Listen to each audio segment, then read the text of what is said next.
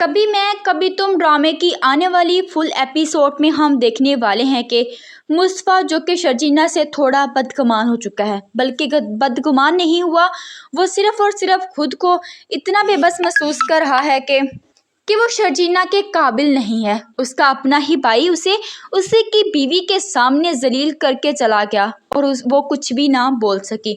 शायद अगर मुस्तफ़ा शर्जीना की सारी बातें सुन लेता तो वह आज इस स्टेशन में ना होता। उसे लग रहा है कि वाकई शर्जीना के साथ बहुत बड़ा धोखा हुआ है।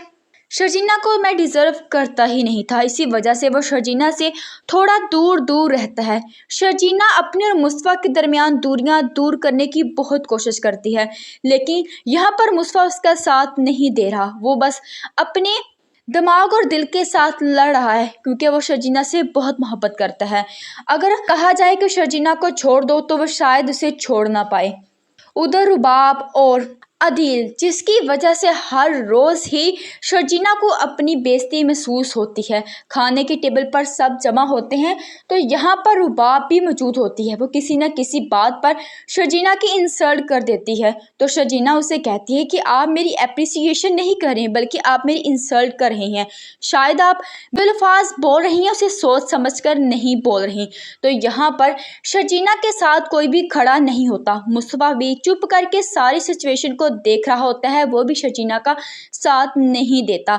और तो और शर्जीना की सास भी रुबाब का साथ देती है, क्योंकि वो जानती है कि रुबाब जितनी अमीर है वो ही उनको ऐश करवा सकती है। उसे तो अपनी रुबाब बहू इतनी पसंद आ चुकी है कि वो भूल चुकी है कि इस लड़की की खातर उसका भाई, उसका बेटा इस घर से चला गया था। रुबाब से कहती है कि रुबाब, मैं खुद को बहुत खुशकिस्मत तस्वर करती हूँ कि मुझे तुम जैसी पढ़ी लिखी और खूबसूरत बहू मिली है। तो रुबाब भी अपनी सास की थोड़ी बहुत खुशामद करती रहती है, जिसकी वजह से कि सास उसकी तरफ रहे और शर्जीना को कोई लिफ्ट ना कराए।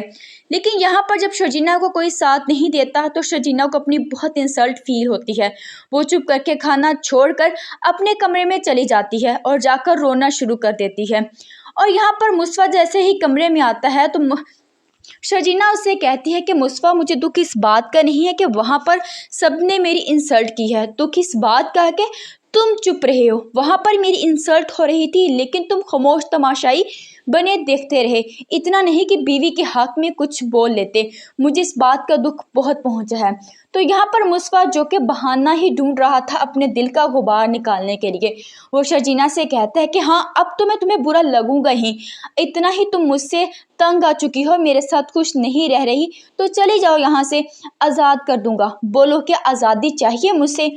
तो शर्जीना यहाँ पर मुस्तफ़ा के अल्फाज सुनकर दंग रह जाती है कि ये मुस्तफ़ा जो कि उससे ऊंची आवाज़ में बात नहीं करता था। दोनों ही ज़िंदगी की गाड़ी को लेकर बहुत खूबसूरत अंदाज में चल रहे थे, लेकिन मुस्तफ़ा का ये अंदाज शर्जीना को हैरान कर देता है। वो भी बहुत दुखी होती है इस वक्त। जो तजलील सबके सामने रुबाब ने उसकी की है वो उसको बर्दाश्त नहीं कर पा रही। अगर उस वक़्त मुस्तफ़ा उसका साथ दे देता तो शायद शर्जीना इतना दुखी ना होती और सबके सामने सर उठाकर बात कर सकती, लेकिन उसके अपने शोहर ने ही सबके सामने उसे इज्जत नहीं दी। उसे ये नहीं कहा कि ये मेरी बीवी है, अगर मेरी बीवी के बारे में किसी ने कुछ भी बात की तो उसे मुझसे निपटना पड़ेगा। शर्जीना को सबसे ज़्यादा दुख तो इस बात का है। वो भी गुस्से में आकर मुस्तफ़ा से कह देती है कि ठीक है, नहीं बर्दाश्त हो रही, मैं ठीक है, आज की रात बर्दाश्त कर लो, क्योंकि इस वक्त रात बहुत ज़्यादा हो गई है, मैं कल सुबह होते ही इस घर से चली जाऊंगी। ठीक है, अब तुम्हारी मान ली है, दफ़ा हो जाओ, मुझे थोड़ी देर के लिए सोने दो। वो ये बात कहकर सोफे पर ही लेटकर रोना शुरू हो जाती है।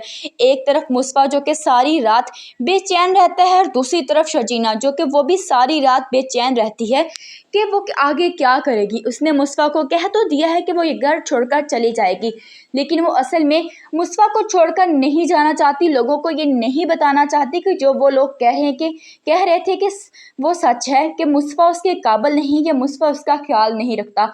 वो दिल को मज़ीद बातें करने का मौका नहीं दे सकती। मुस्तफ़ा को भी सारी रात सोच सोच कर थोड़ी परेशानी होती है। एहसास होता है कि वाकई उसने शर्जीना के साथ मिसबिहेव किया है। अगर वो शर्जीना का साथ दे देता तो रुबाब को कोई भी मौका ना मिलता कि वो सबके सामने शर्जीना की इंसल्ट करती। दूसरी तरफ शर्जीना की सास तो शर्जीना के लिए कुछ भी नहीं बोल रही थी। लेकिन यहाँ पर शर्जीना की जो नंद है वो शर्जीना का साथ देती है, अपनी माँ से कहती है कि अम्मा शर्जीना के साथ बहुत ज़्यादती हुई है। तो यहाँ पर शर्जीना की सास तो सिर्फ रुबाब का साथ देती है और कहते हैं कि कोई ज्यादती नहीं हुई, रुबाब जो कह रही थी सच है और तुम चुप रहो आई बड़ी शर्जीना के साथ देने की।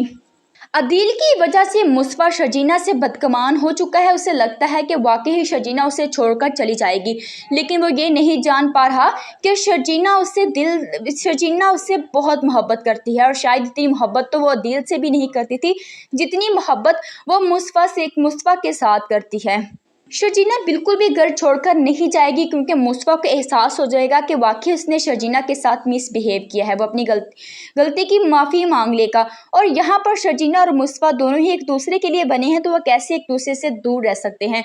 लेकिन बहुत जल्द रुबाब इस घर में दरारें डालने वाली है। वो शर्जीना को सारे घर वालों के सामने बेइज्जत करके रख देगी, लेकिन फिर मुस्वा खामोश नहीं रहेगा। वो अपनी बीवी का साथ देगा और साथ देने की खातिर इस घर को छोड़कर चला जाएगा, क्योंकि उसका बाप उसके चेहरे पर थप्पड़ मार के रुबाब की खातिर इस घर से निकाल देगा और मुस्वा भी अपनी बीवी शर्जीना को लेकर इस घर से निकल जाएगा और यहाँ पर इनकी नई जिंदगी की शुरुआत होगी, जहाँ पर कुछ भी पुराना नहीं होगा, सब कुछ नए सिरे से स्टार्ट करेंगे। दोनों ही जॉब करके अपनी ज़िंदगी की गाड़ी को लेकर चलेंगे। मज़े ड्रामा से अब इसके लिए चैनल को सब्सक्राइब कर लें और प्लीज़ मेरे चैनल को ज़्यादा से ज़्यादा